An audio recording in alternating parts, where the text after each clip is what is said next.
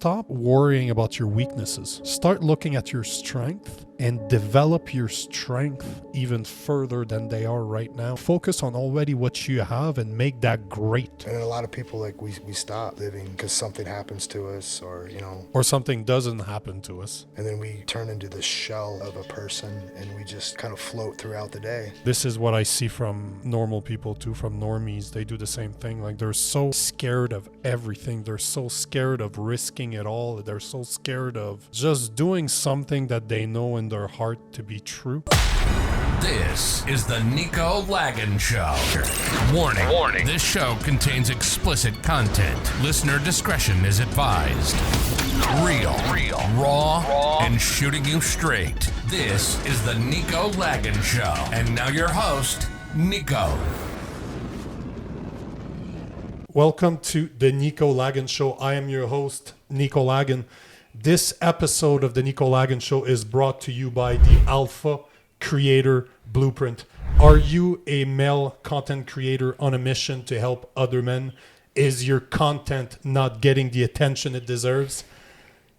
Do you want to increase your views by 10, 100, even 1,000 times?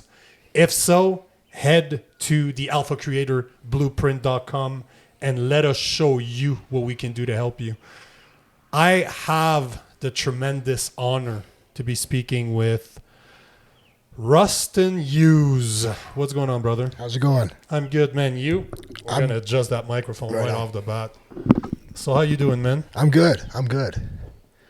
Are you tired of the Frenchie yet? We got to spend... Funny enough, Rustin and I did not know each other until 2 days ago. I needed someone to be an analyst on an amateur fight event in Canada. And somehow I got introduced to Rustin. So we spent a few hours talking about fighting in front of people on Saturday. And now he's welcoming us into his home. What was funny about that is I didn't know how to pronounce those guys' names sometimes. And then I was like, how do I say like who it is without saying their name? And so yeah, it was and then I was trying to kind of like copy the way you were saying it, and I was I'm not gonna say it right at all. But it's okay because I kept on repeating it. I don't know if you noticed, but I was telling their name about 10 times, 20 times in a fight. Yeah. Just to make sure that people could associate, because luckily enough, there was a blue and a red corner, so we could see that. But it was the first event. There's a lot of little things that we're going to have to change next time. Like, I have a bunch of comments. I don't think they had the time to review the whole thing because it still lasted like 3 or 4 hours. Yeah. We were there for a while. So, but it's interesting how, I was just talking about this morning. I did a podcast on martial arts this morning, and I was thinking after the event, after what we recorded on Saturday, how martial art has completely changed my life. It completely, like, I like to say that it forged me as a man. Like, if it wasn't for Muay Thai, for martial art, I wouldn't have been able to be a sales engineer like I was. I wouldn't have been able to, here we go. I wouldn't have been able to, do presentations in front of hundreds of people for contracts that were worth millions of dollars. Like, I wouldn't have had the confidence. I wouldn't have had the discipline. It's incredible what martial art teaches you. But I also realized, once again, I've thought about this before, but it came up to mind afterwards. If it wasn't for martial art, I would not be sitting here right now. If it wasn't for martial art, we wouldn't have been in front of speaking in front of an audience on Saturday. To me, martial art is really like a brotherhood. I can literally show up, because I've been doing it for so long, I can show up to any city where there's a martial art gym. I can show up to that gym. Hey, how you doing? This is who I am. This is what I do. I would like to train here. And I've always been received with open arms. Yep. It's amazing community, and even for myself, I think that martial arts. I'm an above the knee amputee. I lost my leg in 2014 to a massive blood clot in my artery, And when we found out that I had this massive blood clot, I had 6 weeks till the surgery, and I treated it like a fight camp. And I never would have known what a fight camp was if I didn't know martial arts. Yep. And even just, even just me sitting here with you, it's amazing like how it guides your life too. And you can use it as a survival guide at times when you need to. The confidence that it helps instill into people, I think, is amazing. And the community that's formed from it is just, I mean, like you said, it's a brotherhood. These are, it reminds me a lot about like when I was in the military and that camaraderie, that platoon feel. And when there's something to be said, like when there's blood, sweat, and tears involved into your relationships, that those are strong bonds. As men, we do tend to be a lot more aggressive. We tend to have a lot more energy. We tend to need something to channel all that testosterone that we have. And the bonds that you form over punching, kicking somebody in the head, or submitting them on the ground is incredible. Like, people will never, from an outside perspective, we were talking about this on Saturday, how I've never looked at the statistics, and I shouldn't talk prior to looking at the statistics, but I'm ready to put my hand in fire that less than 1% of people train martial art. Like, if you look at society, less than 1% of individual have trained or is training in martial art. But the bonds that it creates, like, people will never understand that from an outside perspective. They look at us punching each other in the face. And Matt, I rolled with Matt, but I like to throw elbows. I throw knees. I don't just do jiu-jitsu. I don't do pure jiu-jitsu. Yeah. I like to strike. And I was showing him elbows, and I think I clipped him on the side of the eye. He had a little, he had a little kiss. No, it's just a tiny, tiny kiss right there. And people will look at that and it's like, wow, that's so violent.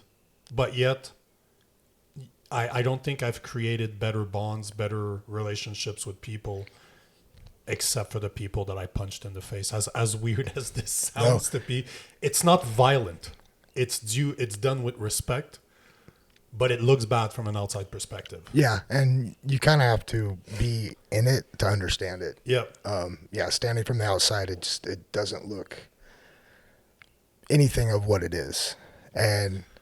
And that's what, if you don't get it, you just don't get it. But once you do get it, you fully understand like what. And for me, it's just been an amazing journey throughout all of this. And I think that it's just helped me through a lot of my hard times that I had in my life that I didn't know how I was going to get through some things. But I think just that kind of nose to the grindstone, kind of like just going forward, not retreating, not running away from the problem, but just taking it head on. It kind of just goes apart like with martial arts. And it's I'm so glad I was a little bit older. I was 32 when I started really getting into jiu-jitsu and grappling and MMA, and people are kind of like, you're a little older than, a lot of the guys were, early 20s. But I loved it because I was able to keep up with those guys and the shape that I was able to stay in, it's helped me stay young, I believe, just that stay young mentally and physically. Yeah, I agree with you 100% on that one. Because, again, I go to the gym now. I'm in better shape than 99% of 20-year-olds. Yep. Don't even think about the guys that are in their 40s like me, just 20-year-olds. Yep. And it all stems from martial arts. It all stems from hitting the gym. It just stems from the discipline that I've acquired through martial art. Now it's at the gym. It's how I run my business. It's everything. I was up at 2 o'clock in the morning this morning. Most of the people are still up from the day before. I'm already working. Yep. So I know that this mindset comes from martial art. If I did not fight, I knew that if I wasn't getting to the ring prepared, I'd get my ass knocked out. Yep.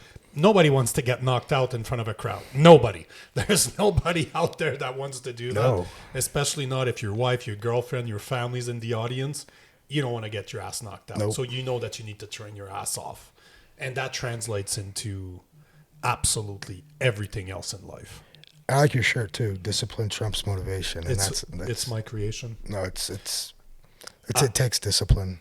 You know, I was at Starbucks earlier, and I did it on purpose because I designed it with Trump's logo. Yeah. I did it on purpose. Like, when I had that idea, I'm like, oh yeah, I'm gonna be an ass with this. No, I like it. Oh, I love it. I haven't started selling it yet. Like, the shop is getting created now. I should be able to set it up tomorrow. But yeah, I was at Starbucks with this T-shirt, and for the people just listening to the MP3, it's discipline trumps motivation, and it is. I took President Trump's campaign logo from 2016, and I just changed the words, but it's the same font, same color. From afar, you think I'm wearing a Trump shirt. Yep. And I say Trumps on purpose. Like, it was all planned, and the people at Starbucks, they didn't like me. Like, you could tell they were looking at me and they were a bit pissed. Like, fucking liberals. Yeah. You should go tie up your fucking man bun. But yeah, I love the reaction when I wear it. I fucking love it. Yeah, it's awesome. And it's so true. Discipline trumps motivation. People rely on motivation. I don't remember what the numbers are. I used to know the statistics by heart, but if I'm not mistaken, it's 90% of people. It's 91% if I remember correctly, but let's call 90% of people that make a New Year's resolution don't make it happen. Yep. Only 1 out of 10 people over the span of a year will actually realize the commitment that they made to themselves. And most of them, from memory, it's 70% is within the first month they quit. So let's say the gym, 100 people say, yes, I'm going to start going to the gym. I'm going to start to take care of myself. By the first month, 60 to 70% are gone. And by the end of the year, there's only one person. There's only 10 people out of 100 that stuck to it. And that's because they rely on motivation. Yeah. But motivation's attached to your emotions. The days that you feel great, you're going to be motivated. Like those those seminars, like Tony Robbins seminars, like what a fucking hack those things are. You go there for 3 days, the guy pumps you up with lights, with music, with fucking food. You're hyped like a motherfucker for 3 days. You probably pay 10, 20 grand to get there. And then once you get back home, that adrenaline rush is gone. Yep. And then you're left to your own, and you're like, yeah, I'm not that motivated anymore. Nope. Like, and this is where discipline comes into place, because when you don't feel like it, you just fucking do the work because you know it needs to get done. That's it. Well, and everyone gives up too easy these days. I mean, if it's hard, people, I don't know. It's crazy. Like no one puts any effort into anything anymore. And when it gets a little bit hard, that's when they quit. And that's actually when the beautiful things start to happen. That's who you start to find out who you are when things get hard. Sort of transformation happens is when you get tested. Yeah. Well, then you start to find out what you're made of, and you start to see where your foundation is. And I grew up in Nebraska, and I think that I love small town Nebraska. We had a farm a couple hours north that we rented the land out, but we still worked on it every now and again. But just, my dad grew up on that farm, and just the things that he instilled into us that you don't see in today's world anymore. And it's kind of sad, like to work hard and, do all those things that you thought that would, to work hard, make a paycheck, and, be happy. And now those things aren't. No one wants to work anymore. No one's happy anymore. Everyone's depressed. Everyone's trying to live an Instagram kind of lifestyle where they're trying to, try to be better than everybody else. And, I'm glad I'm not like a teenager in these years. It's tough. And just to be a teenager in general is tough, and then add all this other craziness on top of it. It's definitely challenging. But it falls back on the parents. I agree. Because this is something I talk about all the fucking time, and it's something that really, really bothers me is I don't have kids right now because I did not want to have kids young. I did not have the woman in my life that I want. I've been married before, and I did not want kids with her. Mm-hmm. My girlfriend that I have right now, I do want kids with her. And because I know that our values align, I know that we're in the same headspace. She like me doesn't really believe in the education system. Like, I'm working my ass off so that I can pay for tutors. Yeah. This is why I'm happy that I'm older, where I'm more established. I know what I want. I know how to make money. So I will do everything I can so that they don't go into the education system. I want to raise my children myself. Yeah. I want my girlfriend to be taking care of them most of the time if I'm not around. And then we'll have some tutors that will teach them academics, and then all the rest going to be taught by us. Yeah. And because you look at the way it is right now, parents rely on the state in order to raise their children while they're too busy working. They buy shit, they buy shit they don't need to impress people they don't even like. Yep. And instead of realizing, so at my last job, I made 4 or 5 times the average salary in Canada. And all the guys that I worked with, they had beautiful houses, like big houses. They had really nice cars. They drove Porsches. They drove Mercedes. They all had great cars. I'm there with a 2015 Nissan Rogue.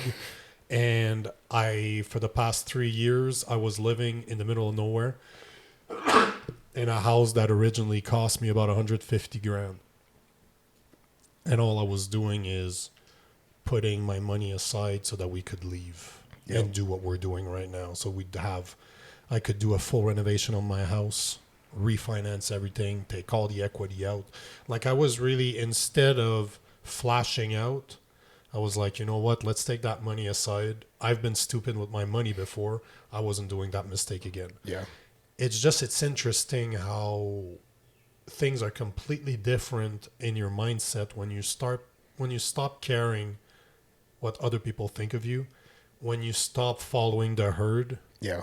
You realize that if you really wanted as a parent to be able to have one of the parents stay home, you're capable of doing it. But maybe you don't need 2 cars.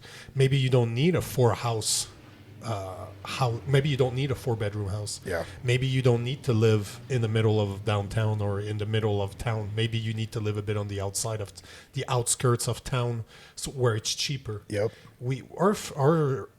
Our priorities are so fucked. Yep. We don't care about the right things. No. And then we wonder why our children are so messed up. This is something I'd like for you to talk about, because one of the things that bothers me the most right now in society is that fathers are pushed out of the family. Like, fathers are not sitting at the table anymore. Like, 70 to 90% of divorces are initiated by women. In 50% of cases, there's a divorce. 70 to 90%, depending on the education level, is initiated by the woman. 90% of the time, they get the children. So you're in a situation where even if the man wants to be part of their kid's life, and for the people out there that are listening to this that really believe that men are that much of an asshole, that don't want to be part of their kid's life, go fuck yourself. You're so full of shit. You're talking about a small percentage of men that don't want to be part of their kid's life. Quite often, they want to be part of it, but they don't have the biases that the court has towards women. Yeah. So we see that today, that men are not part of raising their children anymore, because we all think that women are more important when it comes to parenting than realizing that they need both parents. But you had your father around. Yes. Your father raised you. Yes. What advantage do you think that brought you? Like, you know what? Let me ask you a very personal question. What is your fondest memory of your father? We would always go out fishing. Going out fishing with my dad. Yeah. I mean, he worked on the railroad, Union Pacific Railroad, and so his schedule, he didn't have like a 9-to-5 job. It was very random. Yep. So we never just it was so random. But like any time that he had off, I think another one is that he would take his vacation and we would go to the farm that he was raised on, and he would go on his vacation and go work on the farm. So he really liked it. Oh, he loved it. And I like going with him and doing some of that stuff and like listening to the stories of when he was little. And I think it's really cool to go to that same farm and that he grew up on. Yeah, it's when I went into the Army and I was in basic training, and it was like I got hit with a ton of bricks, and it was just like everything that my dad told me was right. Everything. Was he military? No. And then when I remember like after I graduated and I seen him, and I was just like, I just want to let you know, like, I am sorry.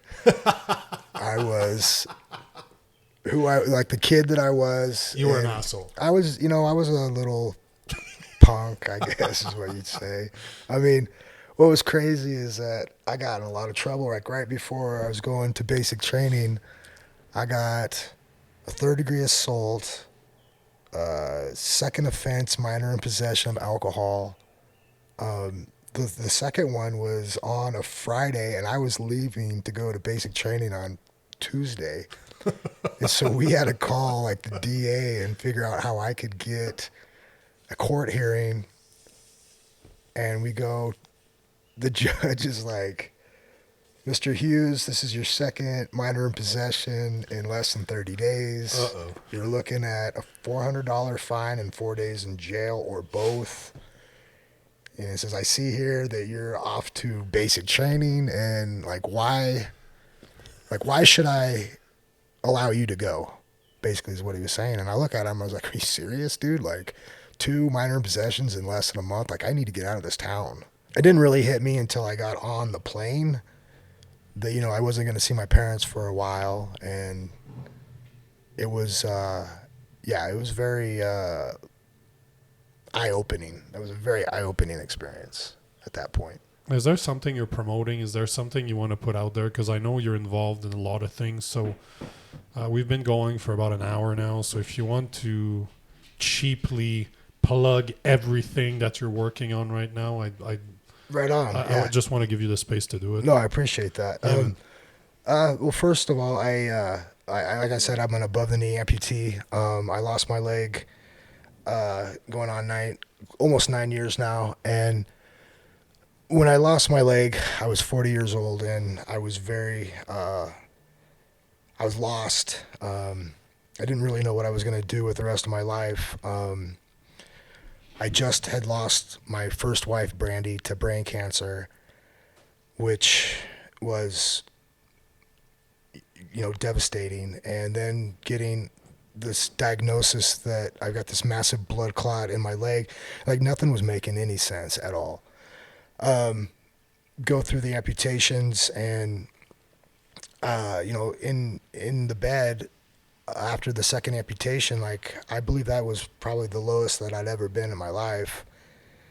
And I wasn't really a religious person before or anything, but I prayed to God to please show me a way, because I don't know how much more of this that I can take.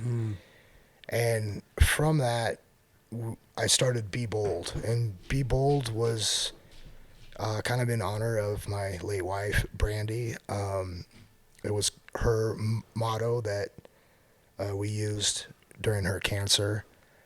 And Be Bold was a nonprofit at first. Going back, my rehabilitation was in a gym. I boxed. My good friend Ryan Schultz owns Trials Martial Arts, mixed martial arts here in Fort Collins, and he would pick me up on Tuesdays and Thursdays and bring me to the gym when he coached his classes. And I would just kind of like go over to the heavy bags and just relearn how to box again. I'm a southpaw. It's my right leg that was amputated. I'm just trying to figure out, am I going to stand in a southpaw stance, orthodox? Can I throw kicks? Can I do all this stuff again? And what was really cool about it is that it kept me occupied, and I was improving. Like every time I was going in, I was able to do more than I was doing before. And even I was just, it was so exciting for me to get into the gym and do all this stuff again. And I realized, like, if it can help me, it could help other people as well. And then that's where Be Bold kind of got started. So I have Be Bold. We run boxing classes, adaptive boxing classes for people of all abilities. And it's really cool to see these guys and girls come into the gym and probably never thought that they'd be in an MMA gym doing boxing. And we've got amputees, we've got, wheelchair users for many different reasons. One of the coolest ones that I got to watch, we had two blind guys that were holding mitts for each other. That's interesting. What was really cool about it is I worked with one of the guys in the past, and so he knew all the numbers. He knew his stance. He knew how to do all that stuff. That's where I kind of worked with him a little bit on just kind of like, and I try to tell these people, like, I don't have all the answers, but I know that you guys do. You know how to do some of this stuff. If I ask you how would you do this? They find a way. They know the way that they're going to do it. And so we came up, like, Trevor is the guy that I worked with. He could hear perfect. I mean, his hearing was amazing. And so ones and twos, he knew were straight punches, and he knew where the mouth was just by the voice. And so his ones and twos were on point. And then he knew the threes and fours were the hooks, and we'd, like, aim for the chin. And so he knew again where the voice was coming from. And then, like 5/6 uppercuts. And then this other guy who was blind had done a little bit of boxing before, but then just watching those two figure everything out. I mean, it was one thing that I realized, that we can do anything that we put our mind to. Anything. I think in the past, like, you would hear that and it seemed kind of like a cliche kind of like thing. Yep.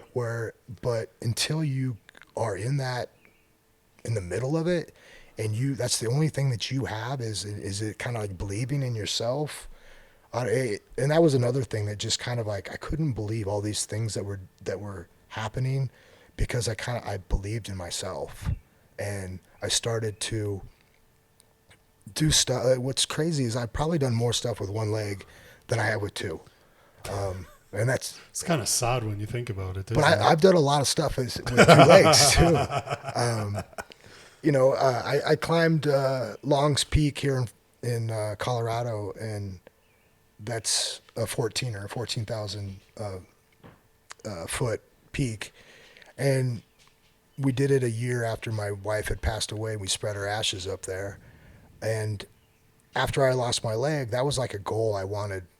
I wanted to climb another 14er, but I didn't know if I was able to do it. Yep. And I did it 2 years ago. Good for you. It was awesome. It was amazing to think that I got to do all this stuff because I lost my leg.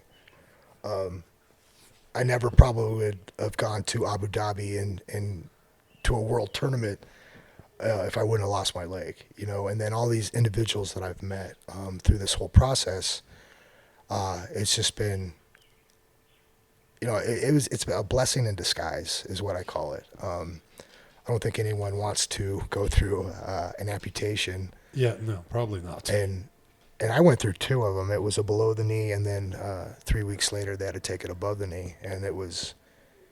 But again, I look at all these experiences that's happened, and even me sitting here today probably wouldn't have happened if I wouldn't have lost my leg, because I probably wouldn't have been in martial arts if I had 2 legs, and I think all of this is because of this right here. And at the time, it didn't seem like this blessing that was happening, but sometimes, like, to get to the good shit, you got to go through the hard shit. Agreed. And a lot of the times we don't want to go through shit. That's where that community comes in. Having good people around you to pick you up when you need to get picked up. And coming up with this little bit of, this instructional that I have, I hope that it gives coaches and other people kind of a reference. Yeah. And then, take it and run with it, like think outside of the box and come up with your own. I call it nub-jitsu. Which that's awesome. That would make for great T-shirts, by the way. And I had. Do you have nub submissions? I do. Okay, I'm sorry, but I have to ask. As you were talking, that's all I could think of. Can you actually do a triangle? Yep, and that's where the nub. So you do the triangle with your leg? Yeah. And I'll stick, if I want to get mean, I'll stick my nub right in your throat. Because that's what I was going to say, because you can be dirty with that thing, because that thing is hard. Well, my femoral, that bone, the femur, it's like a little railroad spike. And so I don't wear my prosthetic leg. Okay, so when you're doing jiu-jitsu, you don't have the prosthetic leg on. Okay, that's what I was going to say. So I don't wear. So you nub people? Oh, yeah. You're such an ass. I love it. Neon belly? You mean nub on belly? Nub on belly. It's like a railroad spike that you're spiking right in there. And like the triangle, it was an accident and never really. The guy kind of pulled his shoulder out and he came out of the triangle, but the nub went right into his throat. Did he tap? Yeah. Oh yeah. It's legal then. And then what was cool is that so we went to LA and it's this first para thing that I was competing in, and I was going against this. He's another above the knee amputee from Costa Rica, and I'm sitting there looking at him. We mirror each other because it was his left leg, my right leg, and I was just like, man, this is weird. And so we're out there, and they start our match, and we're going, right, and I pull him in, and I put him right into that triangle, right, and I got my nub right into his throat, and I'm pulling down on his head, and his eyes are about that big. Like, what the fuck is going on? And all of a sudden, the ref comes in. He's like, stop. Sorry. We must stop. What they wanted to do is they wanted to have all the para matches start at the same time. Well, they started ours ahead, so they wanted us to stop, and then we had to go off to the side. And I'm looking at him like, I was tapping that motherfucker. Like, do we get to start in the same position? Because and of course we didn't. But I ended up submitting the guy again. But afterwards we were talking, and he was just like, dude, what was that? And I he never thought about that one before? I go, that's my nub choke, man. Like, did you teach him the nub choke? Yep. And what's really cool too is that I kind of go out and recruit other amputees, and you're a nub coach. I'm a nub coach. What's kind of cool too, I don't know this, I'm 90% sure. I might be going to Saudi Arabia for the JJIF World Tournament. Okay. And then hopefully going to Abu Dhabi. When I went to Sweden, it was me and two other para athletes from the United States that were there. And there was another, the able-bodied team that was there as well. Fucking normal people. I know, the normies. Is that how you call us? Yeah. Call us the normies. Normies. Or two-leggers. I'll call you a two-legger. How do I call? I'll call you the nubber. There you go. There you go, nubber. Yeah, you call me a normie again, I'll call you a nubber. Well, I proposed to them. I was like, hey, if you're going to have a para team, we need to have a para coach. And so I think that's kind of in the works right now where, if we're going to get serious with – Brazil has over, I believe they said 3,000. It might even be 5,000 now at this point, para-athletes. They have 5,000 nubbers? I wouldn't say they're all nubbers. Some of them are wheelies. Some of them are That's awesome. I'm learning so many cool expressions. Yep. You got the wheelies. So the wheelies are obviously in a wheelchair? Yep. How do you call somebody that's lacking an arm? I haven't. I'll have to ask them. Yeah, because I want to know those. I want to know those expressions. I got some friends. I'll have to ask them. So is it insulting if I call somebody that's lacking a leg a nubby? It might be. Yeah, it sounds to me that it's not a good thing. Josie's looking at me. She's like, "Why you don't say those things?" If he says it, I can repeat it. Yeah, that's all it's. if he has the balls to call me a normie, I'm gonna call him a stubby or a nubby. You're a nubby, bro. But yeah, you need to find out how do you call a guy that's lacking an arm. Yeah. I should. That's quite the disadvantage, though. Well, look at Nick Newell. Have you seen him? I know the name though. He's in Bellator, and. Oh yeah, that's the guy that's lacking a forearm, right? Like his glove is kind of on his elbow. Yeah, I believe he's below the elbow. But it looks like it's on the elbow. Yep. Yeah. And he was in the World Series of Fighting. He held the belt there. Now he's in Bellator.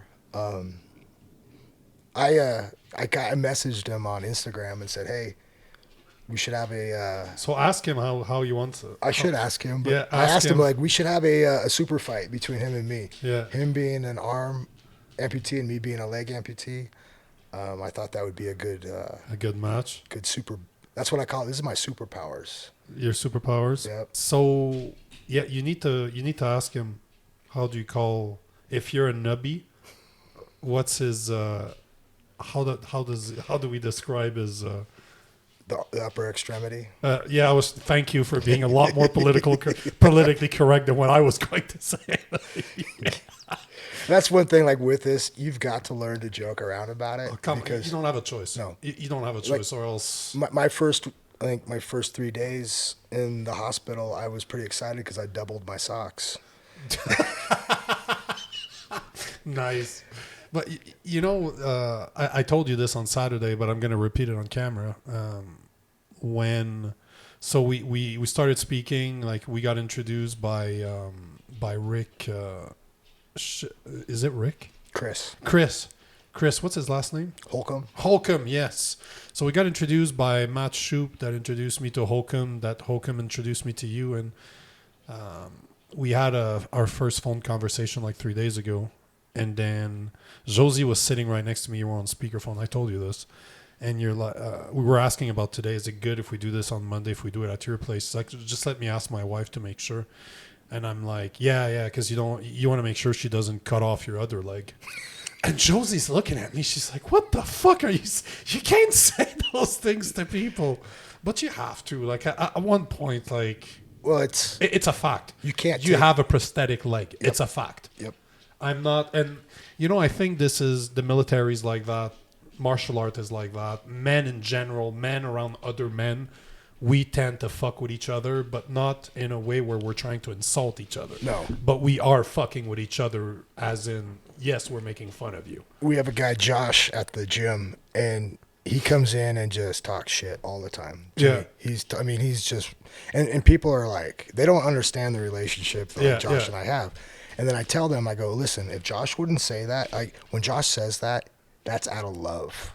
Oh, of course. That's out of love. Yeah. And then they're looking at me like, listen, like if he would come in and ignore me, I knew that something would be up. Yep, I agree. If Josh would be nice to me, like say nice things, something would be up. But Josh coming in, talking shit, the way that he talks it, But he talks shit to everybody? He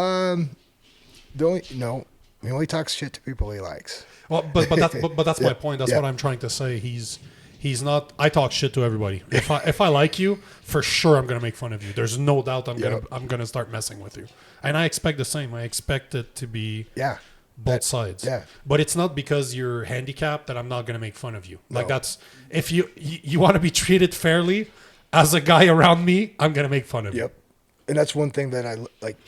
People at first when I go to the gym, like they didn't really know how to deal with it. Yeah, and what was really funny too is like they would always pass to this side because it was the weak side. It's easy to push down, eh? Well, it's not actually. The nub's pretty strong, and but they would pass to this side, and I just bring this leg up and armbar him every time. Oh shit, that's true. They underestimate the armbar. That's true. And a lot of the time, because they don't have anything to hold down as they're passing too. No, and then I'll show you later. Like I have some video of my armbar attacks, and I should go to the gym. You should show me in person. You should nub me. They're super quick. They're super quick, and a lot of the times, like, and you could just tell, like, they're looking at me. They don't really understand, like, oh, I'm gonna pass to this smaller side. Yeah. Which seems to be like the best. It makes sense. And then it was almost like, oh, I'm gonna start setting people up this way because they're going there naturally. Yeah. And then that's how my game kind of evolved. Is then people stopped going to that side because they were sick of getting armbarred. So then they started going to this side, and that's where I started Kimuring people. And I have a whole Kimura series that I run through that I find a lot of benefit of not having the leg. I can get out of certain positions because I don't have a leg to get tangled up with. For sure they can. There's a lot of leg submissions they can't do on you. And that's what's awesome is that we get into something that they would call like 50-50. Yeah. And it's 100-0. It's 100 on my side, 0 on their side. I've really thought about because my coach, when I first was going to start, I went to him and I said, do you think that this is something I can do? Yeah. And he looked at me and he was just like, I don't know. But he's like, you're going to have to find a way to take your disadvantages and make them your advantages. That's Ryan Schultz you're talking about? Yeah. I really want to meet that guy. The way you talk about him, he seems like a great guy. He is. And it was like this moment where this light went off in my head. And I was like, how do I make this thing that ever since I was in the hospital, that the doctors and nurses were sitting there telling me how much of a disability this is and all the things that I can't do. And now I'm going to go into an MMA gym and I'm going to start doing jiu-jitsu at 40 years old. But to be honest with you, that's what we need to be doing. We need to be going to the gym right after a major surgery or a diagnosis or whatever we have and start working your butt off, because it's not going to get any easier. But I think it's bullshit from the staff, from the doctors, from the nurses. I think they should own to this shit and admit that they're full of shit. Because at one point, telling somebody you're encouraging people to be victims. You're encouraging them to feel bad about what they have instead of saying, okay, this is a reality. Like your leg is chopped above the knee. It's a fucking reality. Like it or not, it is the situation in which you are. And why not see it as a positive to see, okay, what can I do with this instead of focusing on, I say that to Josie all the time. It's easy to look at life and say, okay, there's all that negativity, but there's so much positivity too. Like, why focus on something, one, that you cannot change? And, I tell this to people all the time, stop worrying about your weaknesses. Start looking at your strength and develop your strength even further than they are right now, instead of trying to make everything okay. Focus on your strength. Focus on already what you have and make that great. And what I appreciate about this too is how can we turn our pain into our purpose? How can you take something that was supposed to disable you, that was supposed to, I was on disability, and I got off of it because I just didn't want to be making the bare minimum, to be able to just do the bare minimum. Yep. It's a mindset. And it was I think that conversation that I had with my coach was one of the biggest conversations that I ever could have had. And I'm so glad that, I chose to attempt it. Because I tried a lot of stuff. I tried doing CrossFit, and I hated CrossFit. But you don't want to become the best at working out? Interesting. Well, hold on. This is a first in 200 episode. I've never asked that question before. Can you tell us where the washrooms are? Yep. Down and then to the left. When you go to that hall, to the left, and then to the left again. This is funny because we're not cutting that shit off. I don't edit my stuff. I make it sound good, but I don't edit it. Yeah. But you were talking about taking your disadvantages and making them your advantages. And, absolutely. And, I think that we all have something that disables us. Often our mindset. Yep. And that's one thing that I learned. I was more disabled when I had 2 legs. To be honest, I think that the disability was between the ears. And it's and that's another reason why I appreciate the leg. You know, I think that it has made me look at life like a workout. Yeah, sure. And I appreciate every moment of it. And like when I go in and I'm doing my jiu-jitsu stuff and I remember like I'm on my butt scooting up and down the stairs, or I'm on my crutches and I'm sitting there thinking to myself, I'm getting stronger in my arms being on my crutches. Or I'm working different parts of my body that my opponent isn't going to be working because they're not living this life that I lead, and they're not going to be scooting backwards on their butt up the stairs. They're not going to be doing half of the stuff that I do just to get up and get my day started. And I appreciate that hard work that I have to do. They say it takes 60% more effort to walk for an above the knee amputee compared to a normie. I love it. Yep. And yeah, I look at it as it's just a workout, you know. And I've been able to do some really cool stuff. And like I started sparring a little bit more now, which is. You have to make a video about this, and I'm gonna post it because this is something I've never seen before. He actually so he's a lefty, so his lead leg being a right leg, he has his prosthetic has intelligence, if you will. There's an app for that. There's actually an app to, I should download the app and just fuck with you from a distance. Like have it, you're walking, I just lock it up. If you want to call me normie, I'll fuck with you too. No, but seriously, his leg, this is pretty fucking awesome, is hydraulic. And he's capable of locking it in at 16 degrees, you said, right? Yep. Which is the exact angle that your front leg has in boxing position.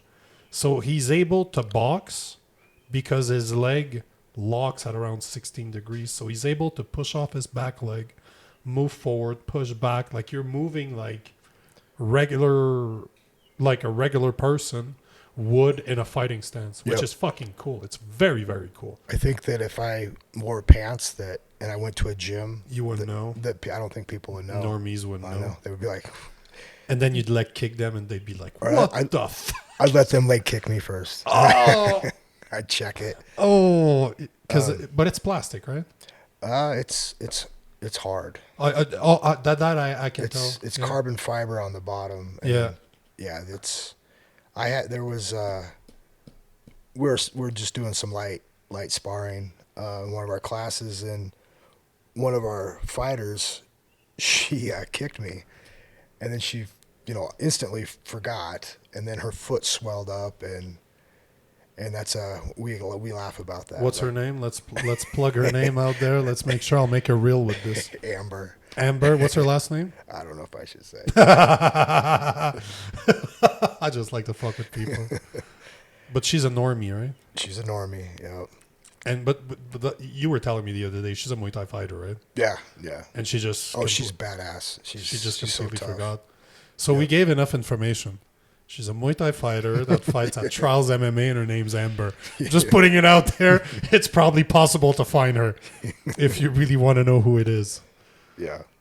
But man, it's thank you thanks again, man, for joining me on Saturday. No, that was awesome. I fucking had a blast, man. It was very, very cool. Thanks for inviting us into your home. Thanks for recording this. Thanks for doing what you do. If you start working on some cool stuff that you can use the exposure. I have a soft spot for veterans. If there's, I'm finding ways right now to help them out because I find it bullshit what happens to them when they get back. Yeah. And I have a lot of plans to help. It's in development. But yeah, if there's anything, as I said, I have a soft spot for veterans. So if there's something I can do to help, always feel free to let me know. if you guys want to reach out to Rustin, because maybe you're a nubby too and you want to do jiu-jitsu and you need inspiration, reach out, let me know. You want to plug your social media if people want to, if there's other nubbies there that want to, to find you? So Facebook is Rustin Hughes, and also Be Bold, B-Bold is my company that I have. On Instagram, it's Be Bold Adaptive Living, and mine is Rustin Nubjitsu. Rustin_Nubjitsu. That's all. You have to have t-shirt made. I went and I did have some Nubjitsu shirts made. It's kind of like the Coca-Cola style writing. Yeah. It just says Nubjitsu across. But I looked into like the trademarking, because I think once this BJJ Fanatics video comes out, I think that it could catch on, the whole Nubjitsu thing. You know what? Just so you know, because I have my publishing house, so I had to look in the laws.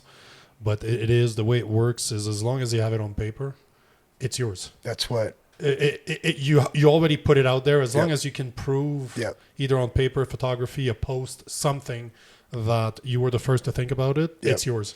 The judge, if it goes into court for copyright infringement, if you sue somebody because they're using your name, they stole it. Yeah. Now the first thing the judge is going to ask you is to have it copyrighted. Yeah. They won't even hear your case supposedly unless you're copyrighted, but because you are the first one to use it, it's yours. And they can go back in like my social media. Oh yeah. They can track it. Yep. Yeah. But all to say, I have a very good graphic designer on my team, so we could talk. Right on. I don't know. He's fucking amazing, and I'd love to. Well, what I would like to do is invite you to come to Be Bold on Saturday and check out one of our classes. Cool. We could if you can make that. I don't think we have plans on Saturday.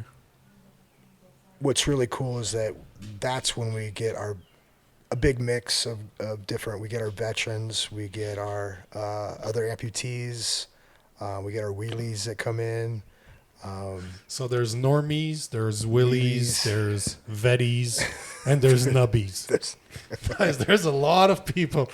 That makes for a great fucking group. Yeah, oh yeah, it's so cool to see. And then we got our fighters that come in too. They're fighties. They're fighties. You got fighties. And what I really like about when they get together is that the fighters find a lot of inspiration. Of course they do. And they love that. James is one of our adaptive athletes that comes in, and he has cerebral palsy. And he can use one side, and he has a motorized wheelchair, and like when he comes in, he just gets so excited, and we're doing the battle ropes, and James can just take one rope, and he can move it, and he let out the most warrior cry that you could ever like. One of our fighters, it was his first time being there.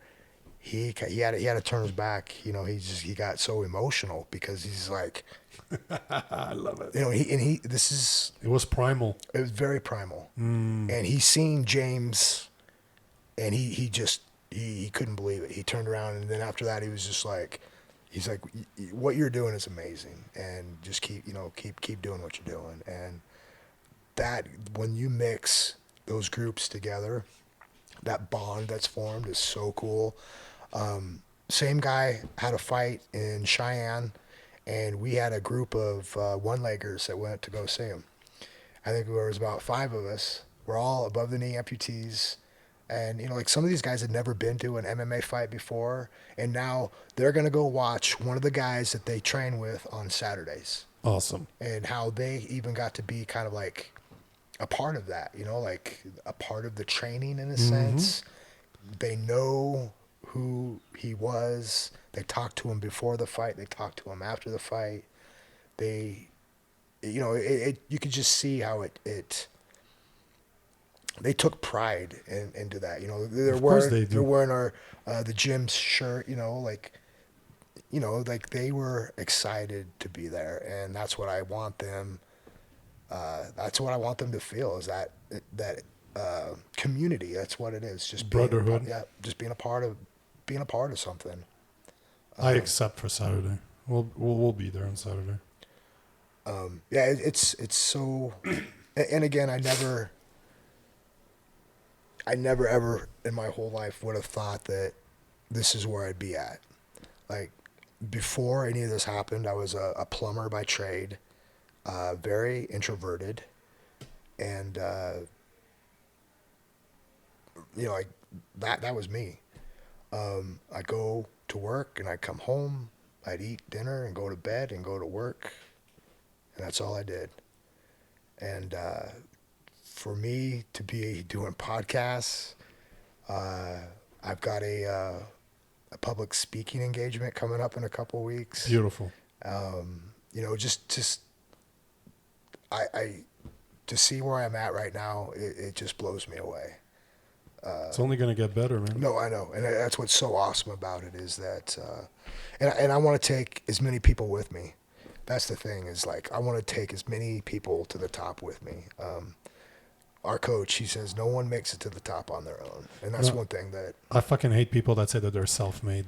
Shit. There's people out there that helped you. Oh, Stop fucking lying. No. It sounds very cool to say it, but it's such bullshit. No, and there's no way that I would be sitting here today if it wasn't for my group of people.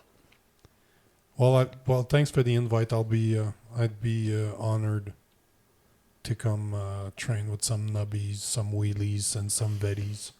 It's gonna be... Well, what's really cool too is, like, there is no wheelchair boxing. There is no amputee boxing. And to think that we can start to pioneer stuff in the year 2023 is crazy. To think that stuff still needs to be pioneered.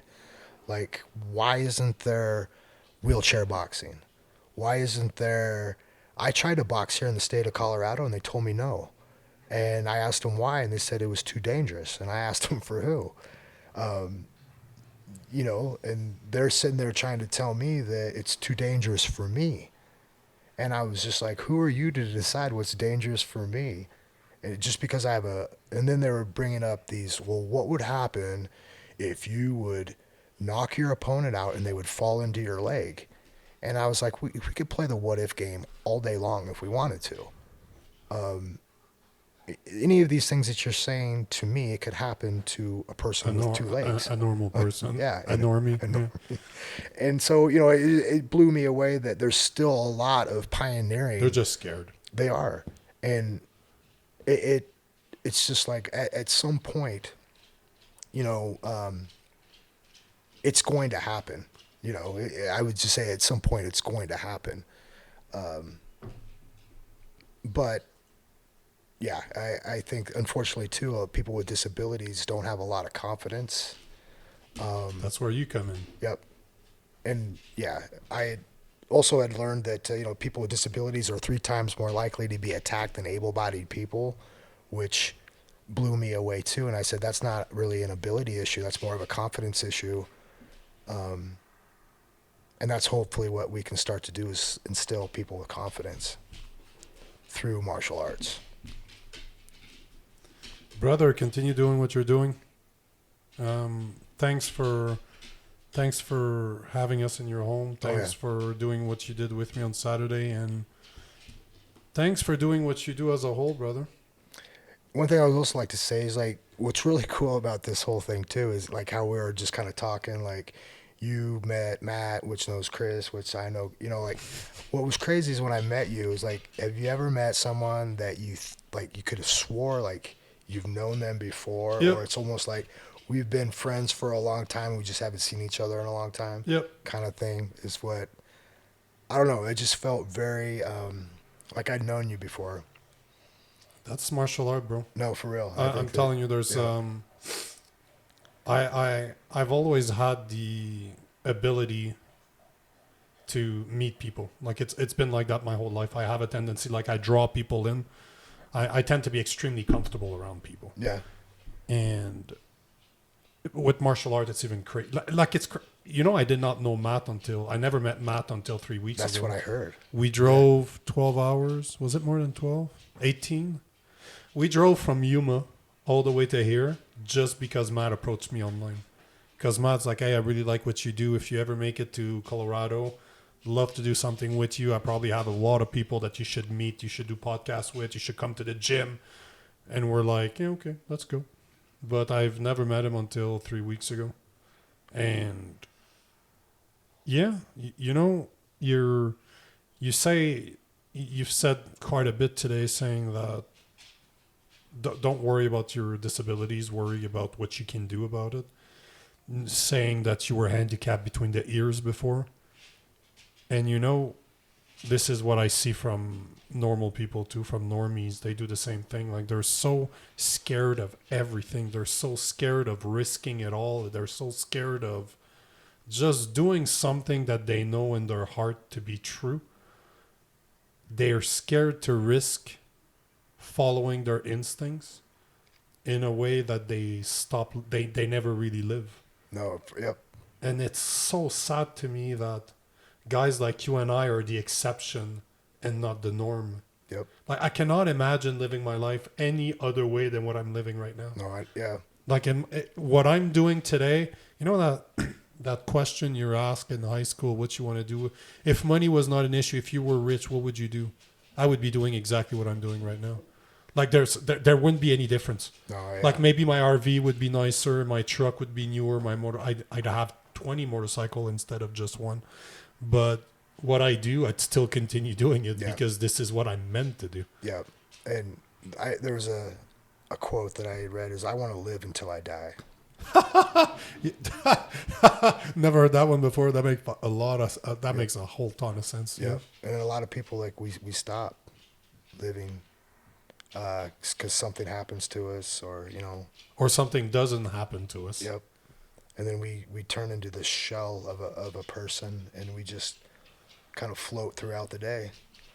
And it's just like, man, first of all, life is so short. Oh, yeah. It is so short that we have got to take every advantage of every opportunity that we have, because we don't know what's going to happen tomorrow.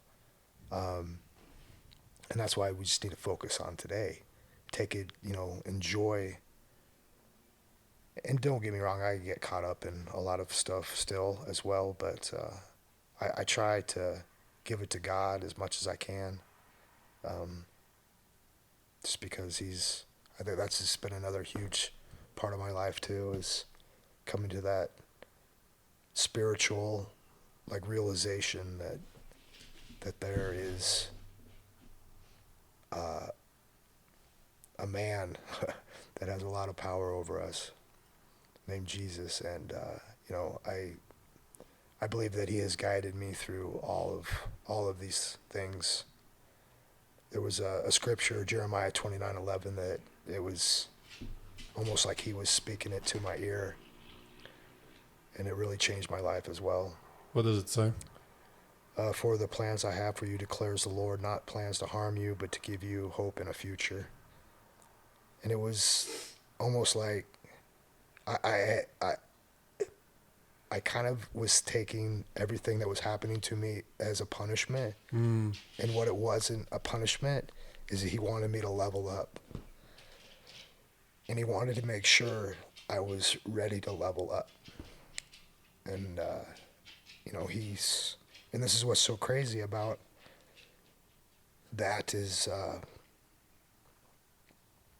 this is what my future is. This is how I'm kind of making my living now, is off of, you know, being an adaptive coach, doing adaptive sports, and it's awesome.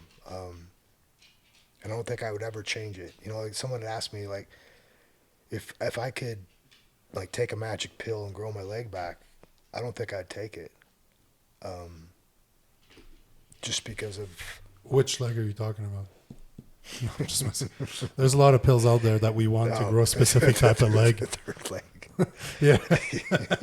Oh, it is true. Everything looks bigger when you only have a leg. Yeah. I never thought about that before. But man, it's fucking incredible. It's to me, hearing you say that you were more handicapped before than you are now is just, I get it. I know. I understand exactly what you're saying. Yeah. It's ironic when you think about it, but it's a beautiful thing at the same time. Yeah. And I think, we're all going to go through something in our lives, unfortunately, or you can say fortunately.